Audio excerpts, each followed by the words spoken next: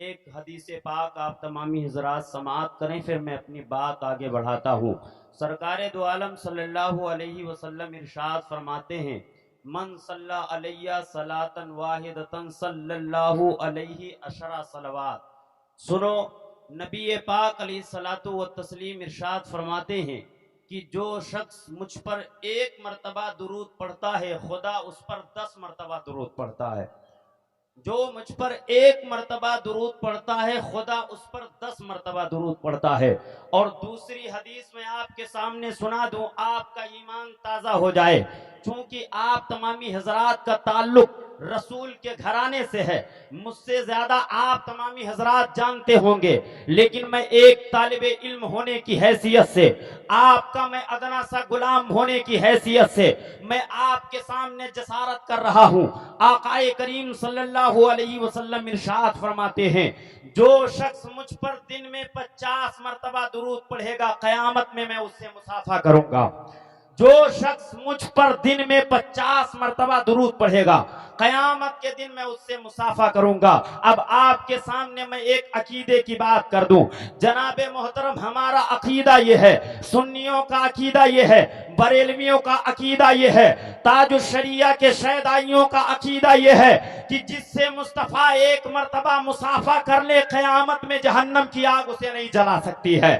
اب جناب محترم، آپ کہیں گے مولوی صاحب آپ نے دعویٰ تو بڑی جلدی کر دیا ہے، لیکن اس کے پیچھے دلیل کی بھی ضرورت ہوگی۔ مصطفیٰ ایک مرتبہ مصافحہ کر لیں تو کیا جہنم کی آگ اسے نہیں جلا سکتی ہے؟ میں نے کہا ہاں صاحب جی، نہیں جلا سکتی ہے۔ آپ کہو گے پھر دلیل کیا ہے؟ تو میں آپ کے سامنے دلیل عرض کروں گا۔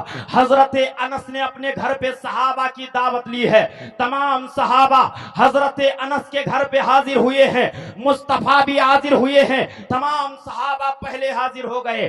انس نے دسترخوان کو دیکھا، دسترخوان گندا رکھا تھا۔ اپنی توجہ کو میری طرف ملبوز رکھیے گا، اس کے بعد آپ میری گفتگو کو سماعت کیجئے گا، چونکہ میں نے آپ کے سامنے بڑا دعویٰ کر دیا ہے کہ جس سے مصطفیٰ مصافحہ کر لے اسے جہنم کی آگ نہیں جلا سکتی ہے۔ سنیے، انس کے گھر پہ تمام صحابہ جمع ہو گئے ہیں۔ انس نے جب دیکھا دسترخوان تو گندا ہو گیا ہے، انس نے دسترخوان کو اٹھایا، اٹھانے کے بعد جلتی ہوئی تنور میں لے جا کر کے ڈال دیا۔ آپ بتائیے، آپ کے گھر کا کپڑا جب گندا ہوتا ہے تو کیا کرتے ہیں؟ آپ اسے پانی سے دھلتے ہیں، لیکن بات یہاں تو ایک دم اپوزٹ ہے، بات یہاں تو ایک دم برعکس نظر آ رہی ہے۔ حضرت انس نے اسے پانی میں نہیں دھویا ہے، جلتی ہوئی تنور میں ڈال دیا ہے۔ تھوڑی دیر کے بعد اس تنور سے حضرت انس نے اس دسترخوان کو نکالا تو کیا دیکھا جاتا ہے کہ جو دسترخوان پر جتنا میل تھا، میل تو جل گیا ہے، دسترخوان باقاعدہ نکل آیا ہے۔ جب صحابہ نے دیکھا تو وہ پریشان ہو گئے، انہوں نے سوال کر لیا، انس انداز تو ہم نے نرالا دیکھا ہے، آخر وجہ کیا ہے؟ تم نے جلتے ہوئے تنور میں دسترخوان کو ڈالا، کپڑے کا دسترخوان ہے، آخر آگ نے اس کو جلایا کیوں نہیں؟ تو انس نے جواب دیا۔ اب میں آپ کے سامنے اپنے اس دعوے پر دلیل پیش کرنے لگا ہوں۔ حضرت انس نے جواب دیا، بات تو یہی ہے، ایک مرتبہ مصطفیٰ میرے گھر پہ آئے تھے اور مصطفیٰ نے کھانا کھانے کے بعد اپنے ہاتھوں سے میرے دسترخوان کو ٹچ کر دیا تھا، اسی کی برکت ہے جب دسترخوان گندا ہوتا ہے آگ میں ڈال دیتا ہوں، میل تو جل جاتی ہے، دسترخوان باہر آ جاتا ہے، میل تو جل جاتی ہے، دسترخوان باہر آ جاتا ہے۔ اب میں نے یہیں سے حوالہ اخذ کر لیا، اگر نبی ایک دسترخوان کو ٹچ کر لیں، مصطفیٰ ایک دسترخوان سے اگر اپنے ہاتھ کو لگا دے تو اس دسترخوان کو دنیا کی آگ نہیں جلا سکتی۔ جو مصطفیٰ کا کلمہ پڑھتا ہو اور نبی اس سے مصافحہ کر لے، اسے جہنم کی آگ بھی نہیں جلا سکتی۔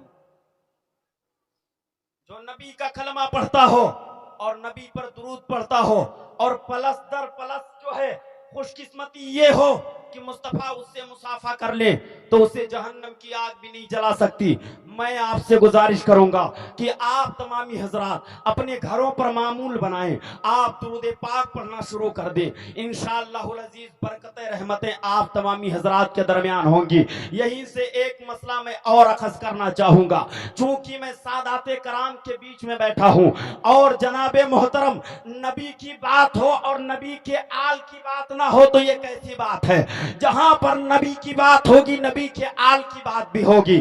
میرے ملت کے لوگ, اگر نبی دسترخوان کو چھو لے تو پھر دسترخوان کو جو ہے دنیا کی آگ نہیں جلا سکتی, صرف اور صرف نبی نے چھوا تھا. اور میرے ملت کے لوگ, جس کے رگوں میں میرے مصطفیٰ کا خون دوڑتا ہو, جس کے رگوں میں میرے مصطفیٰ کا خون دوڑتا ہو, اسے جہنم کی آگ کیسے جلا سکتی ہے؟ میرا امام بریلی کے سرزمین سے بول پڑا, تیری نسل پاک میں ہے بچہ بچہ نور کا, تو ہے عین نور, تیرا سب گھرانہ نور کا.